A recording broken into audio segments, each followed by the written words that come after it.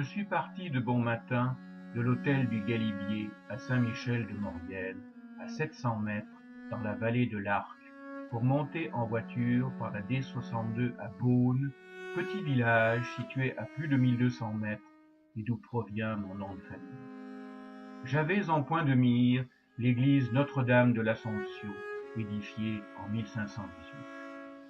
Elle se détache du paysage avec sa flèche élancée en tuf qui surmonte un clocher en forme de tour carrée.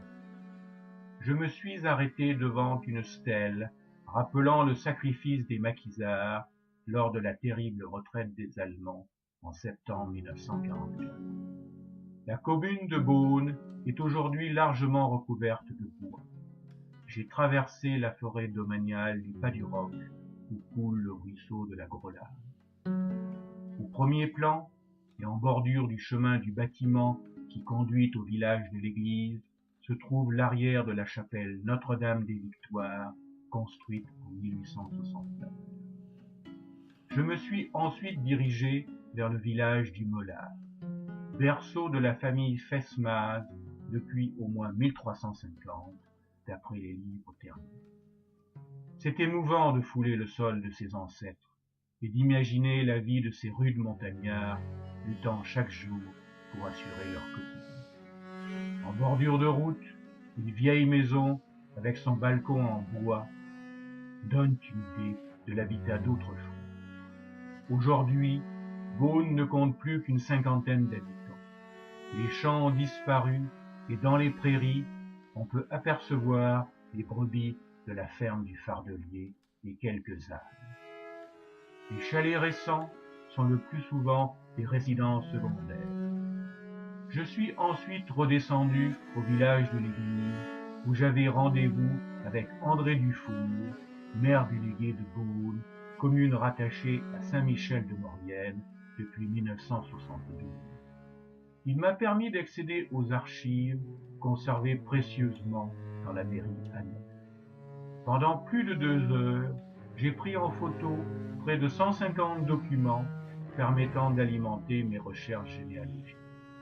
André Dufour m'a aussi ouvert les portes de Notre-Dame de l'Assomption et j'ai pu admirer le riche décor intérieur de cette église baroque.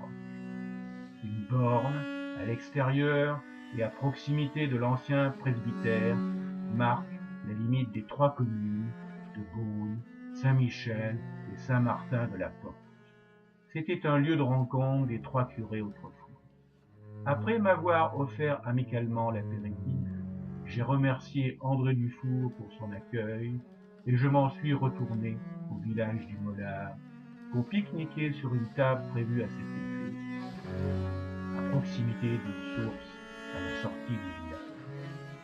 Avec la lumière de midi, j'ai parcouru les ruelles du village, m'arrêtant quelques instants devant la petite chapelle Saint-Philippe.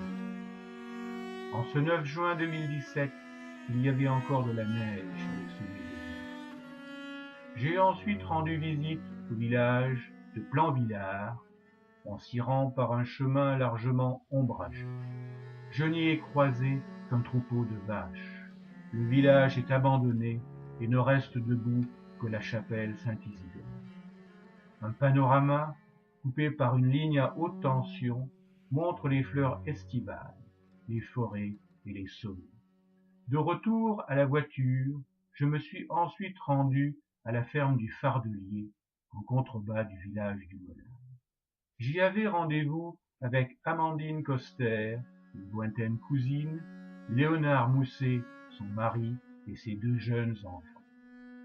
Ils m'ont raconté comment ils se sont installés à Beaune depuis 2011 pour élever des brebis, leur à stone et marteau, en agriculture biologique, afin de produire des fromages, tomes, sérac, lactiques, des yaourts et de la viande d'agneau.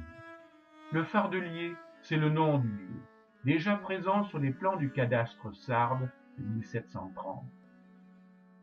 J'ai beaucoup d'admiration pour ces jeunes agriculteurs qui osent affronter la désertification de nos montagnes par un développement résolu. J'avais apporté aux enfants des madeleines au chocolat de Saint-Thirier-la-Perche au sud de ma Haute-Vienne et je suis reparti avec plusieurs fromages que nous avons dégustés en famille de mon retour en Lise.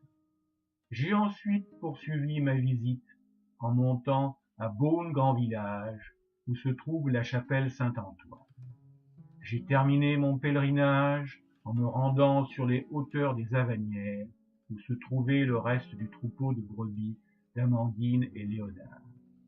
J'ai pu constater que le troupeau était bien gardé par le chien patou qui s'appelle Mouche, indispensable pour le protéger du retour du loup.